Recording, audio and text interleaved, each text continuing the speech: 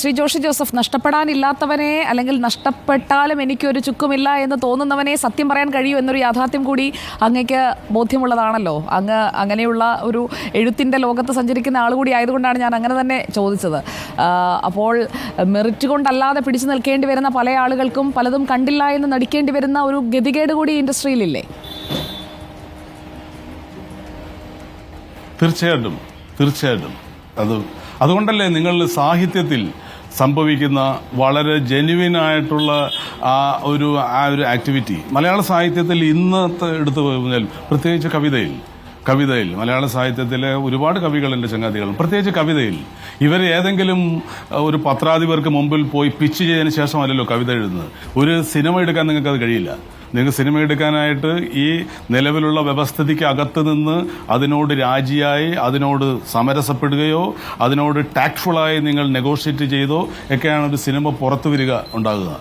അപ്പോൾ അതുകൊണ്ട് ഇത് സത്യം എന്ന് പറയുന്നത് അതിന് ഏത് നിമിഷമാണത് എങ്ങനെയാണ് എവിടെ നിന്ന് വരിക എന്ന് പറയാൻ കഴിയില്ല. ഒരു കാര്യമുള്ളത്, ഞാൻ ഇക്കാര്യം ചോദിക്കാൻ ഒരു റീസൺ ഉണ്ട് ശ്രീ ജോഷി ജോസഫ്. ഞാൻ ഇക്കാര്യം അങ്ങയോട് ചോദിക്കാൻ ഒരു റീസൺ ഉണ്ട്.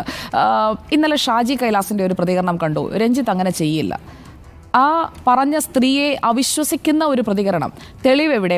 തെളിവ് കൊണ്ടുവരാൻ കഴിയുമോ? അല്ലെങ്കിൽ ഇതൊക്കെ നടന്നു എന്നുള്ളത് അങ്ങനെ വളരെ ലൈറ്റാക്കി കളയുകയാണ്. നടന്നത് എന്തായാലും അവരുടെ കൺസെൻറ്റ് ഇല്ലാതെയുള്ള ഒരു ആക്റ്റാണ് എന്നുള്ളത് അവർ തന്നെ പറഞ്ഞു കഴിഞ്ഞു. എനിക്കതിൽ താല്പര്യമുണ്ടായിരുന്നില്ല. അയാൾ റൊമാൻറ്റിക് ആയിട്ടാണ് അപ്രോച്ച് ചെയ്തത്, പക്ഷേ എനിക്ക് ആ സമയം അതിൽ താല്പര്യമുണ്ടായിരുന്നില്ല. അവർ തന്നെ വളരെ ജെന്യുവിനായി പറയുന്നുണ്ട്, മറ്റൊരു അവസരത്തിലായിരുന്നെങ്കിൽ എൻ്റെ പ്രതികരണം ഇതാകുമായിരുന്നില്ല, പക്ഷേ അന്ന് ആ മൊമെൻറ്റിൽ എൻ്റെ താല്പര്യം അതിൽ ഉണ്ടായിരുന്നില്ല, എൻ്റെ കൺസെൻറ്റ് ഉണ്ടായിരുന്നില്ല എന്നവർ വളരെ വൃത്തിക്ക് പറയുന്നുണ്ട്. അപ്പോഴും രഞ്ജിത്ത് അത്തരക്കാരനല്ല. ഞാൻ അറിയുന്ന എൻ്റെ ഏട്ടൻ ഇങ്ങനെയല്ല എന്ന് ചില സ്ത്രീകൾ പറയുന്നത് പോലെ. അതെ, അപ്പോൾ ഇതേപോലെ ദിലീപ് വിഷയത്തിൽ മലയാളത്തിൻ്റെ മഹാനായ ചലച്ചിത്രകാരൻ അടൂർ ഗോപാലകൃഷ്ണനും അതിനുശേഷം ഒരിക്കൽ പറഞ്ഞത്, ഞാൻ അറിയുന്ന ദിലീപ് ഇങ്ങനെ ചെയ്യില്ല എന്നാണ്. പക്ഷെ അദ്ദേഹം അതിന് തൊട്ട് മുമ്പ് ദിലീപിൻ്റെ ഡേറ്റ് വാങ്ങി പിന്നെയും എന്ന് പറയുന്നൊരു സിനിമ, ദിലീപും കാവ്യമാധവനും അഭിനയിച്ച ഒരു സിനിമ കൂടി ചെയ്തിട്ടുണ്ട്, അതിൻ്റെ കേബിൾ റൈറ്റും അദ്ദേഹത്തിന് കിട്ടിയിട്ടുണ്ട് എന്ന് കൂടി അറിയുമ്പോൾ നമ്മളിത് എല്ലാം ചേർത്ത് വായിക്കണമല്ലോ. അപ്പോൾ ഇത് ആര് പറയുന്നു, എന്താണ് അവരുടെ ട്രാക്ക് റെക്കോർഡ്, അവർ ചെയ്ത സിനിമകൾ എന്താണ്, അവരുടെ പൊതുജീവിതത്തിൽ ഉള്ള ഇടപെടൽ എന്താണ്, അത് പെട്ടെന്ന് ഒരു ദിവസം വന്നിട്ട് അവർ സാക്ഷ്യപത്രം പറയുന്നതുകൊണ്ട് നമുക്ക് അവരൊരു പൗരനായി കണക്കാക്കാൻ കഴിയില്ലല്ലോ. നിങ്ങൾ വോട്ട് ചെയ്യുമ്പോൾ ഒരു പൗരനാണ്.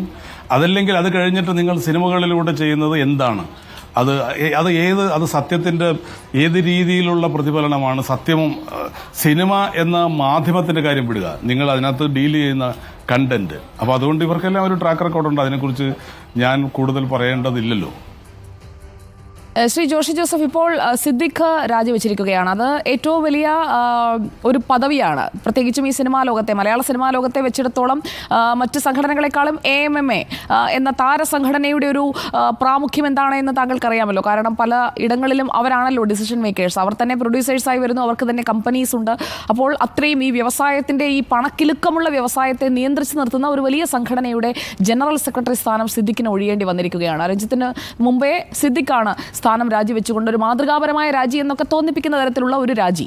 എങ്ങനെയാണ് താങ്കൾ അതിനെ നോക്കിക്കാണുന്നത്? ഇതൊട്ടും മാതൃകാപരമല്ലല്ലോ.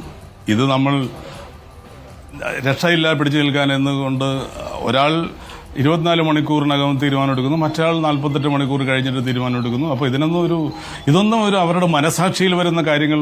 ആ പെൺകുട്ടി ഇതിനു മുമ്പ് ഇതേ കാര്യം പൊതുമണ്ഡലത്തിൽ ഉന്നയിച്ചിട്ടുള്ളതാണല്ലോ. എന്തുകൊണ്ട് ഇപ്പോൾ ഉന്നയിച്ചപ്പോൾ അതിന് ഒരു വിശ്വാസ്യത ഉണ്ടായി? അപ്പോൾ ഈ ഹെമ കമ്മിറ്റി റിപ്പോർട്ട് വന്നതിന് ശേഷമുണ്ടായ മാധ്യമങ്ങളടക്കം ഇതിനെ ഒരു സംവാദമാക്കി നിർത്തി ഇപ്പോൾ നമ്മൾ അനുഭവിച്ചുകൊണ്ടിരിക്കുന്ന, ഫീൽ ചെയ്യുന്ന ഒരു മാറ്റത്തിൻ്റെ കാറ്റിൽ ആ പെൺകുട്ടി ഇത് പറഞ്ഞപ്പോൾ അതിന് കൂടുതൽ ഒരു ഊക്കുണ്ടാകുകയാണ് ചെയ്തത്, അല്ലേ? തീർച്ചയായും.